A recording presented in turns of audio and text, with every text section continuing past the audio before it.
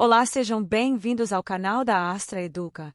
Nesta aula vamos estudar noções de versificação, um conteúdo importante da língua portuguesa que aparece principalmente em questões relacionadas à interpretação de textos literários. A versificação é o estudo da estrutura dos versos em um poema, ou seja, é a análise de como os poemas são organizados do ponto de vista sonoro, rítmico e estrutural. Para começar, é importante entender o que é um verso. O verso é cada linha de um poema. Diferentemente dos textos em prosa, como narrativas e textos informativos, os poemas são organizados em versos. Cada verso possui um ritmo próprio e geralmente apresenta uma contagem específica de sílabas poéticas. A estrutura do verso está diretamente relacionada ao número de sílabas poéticas presentes em cada linha do poema. A sílaba poética é contada de forma diferente da sílaba gramatical, pois na poesia consideramos o ritmo e a sonoridade do verso. Normalmente a contagem das sílabas poéticas vai até a última sílaba tônica da última palavra do verso. De acordo com o número de sílabas poéticas, os versos recebem diferentes classificações. Entre os principais tipos de verso estão o monossílabo, que possui apenas uma sílaba poética, o dissílabo com 2 sílabas, o trissílabo com 3 sílabas e assim por diante.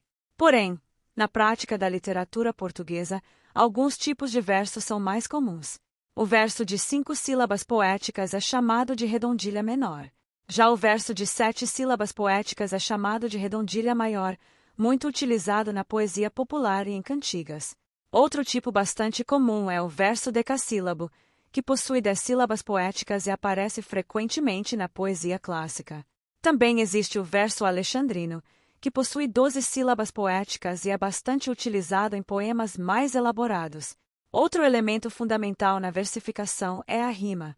A rima ocorre quando há repetição de sons semelhantes no final dos versos. Essa repetição sonora cria um efeito de musicalidade e harmonia no poema. As rimas podem ser classificadas de diferentes formas.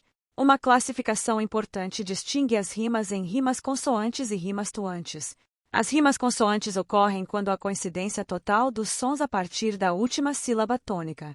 Já as rimas tuantes ocorrem quando apenas as vogais coincidem, enquanto as consoantes podem variar. Também podemos classificar as rimas de acordo com a posição em que aparecem nos versos. Quando a rima ocorre entre versos consecutivos, chamamos de rima emparelhada. Quando os versos rimam de forma alternada, temos a rima alternada. Também existe a rima interpolada ou cruzada, que apresenta uma organização específica entre os versos. Além do verso e da rima, outro elemento importante da versificação é a estrofe.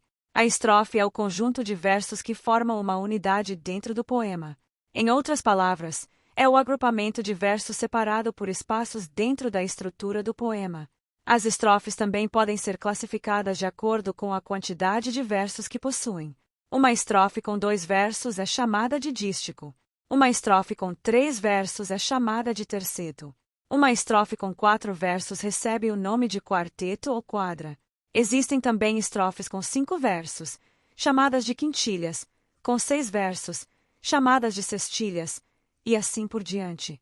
Outro aspecto importante dentro do estudo da versificação são os poemas de forma fixa. Os poemas de forma fixa são aqueles que seguem uma estrutura previamente estabelecida, com regras definidas de número de versos, esquema de rimas e organização das estrofes. Um dos exemplos mais conhecidos de poema de forma fixa é o soneto.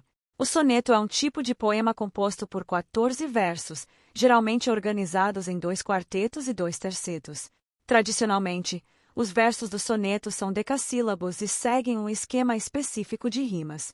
Outro exemplo de poema de forma fixa é a trova, muito comum na poesia popular brasileira.